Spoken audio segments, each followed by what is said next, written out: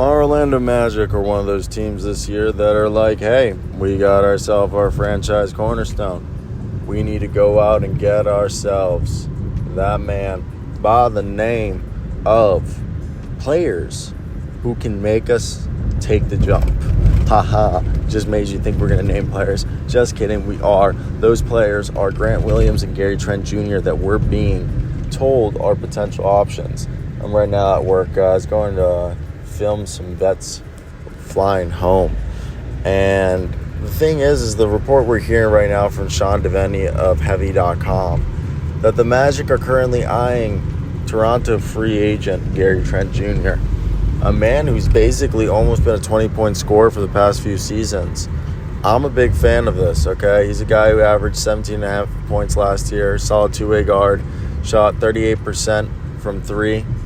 Pretty freaking good. He would be a perfect shooting guard for a team that, like, we have, you would say, a lot of, we have Jalen Suggs, Cole Anthony, and Markelle Fultz, and Gary Harris. You could say Chuma Okeke is a swing man, a guy who can play shooting guard, small forward. I mean, he can also maybe even play power forward, but I don't know if he would. But, like, that being said is Gary Trent would be, like, a pure shooting guard, and we don't have one of those.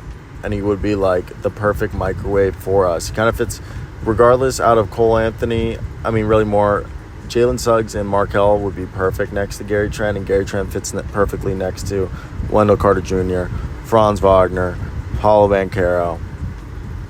I would list off Jonathan Isaac, Bol, Mo Wagner, and the rest of the boys.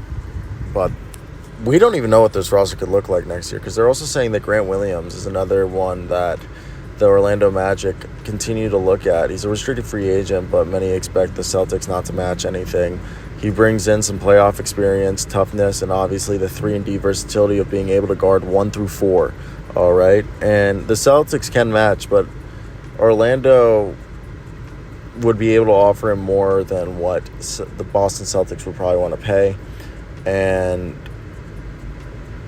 I think it's seemingly like more and more he's not a Joe Mazzulla guy. I also think it's, the Rockets are more of a dark horse to snag our guy, Grant Williams, from the Celtics. So I think they're more competing with the Rockets than the Celtics, the Magic, for Grant Williams. But he'd also be a good option for when they would want to go small with maybe like Franz Wagner, Paulo Banchero, Grant Williams. If they bring in Gary Trent, and like Jalen Suggs or Markelle Fultz, they can run these like small lineups that could be very fun to watch.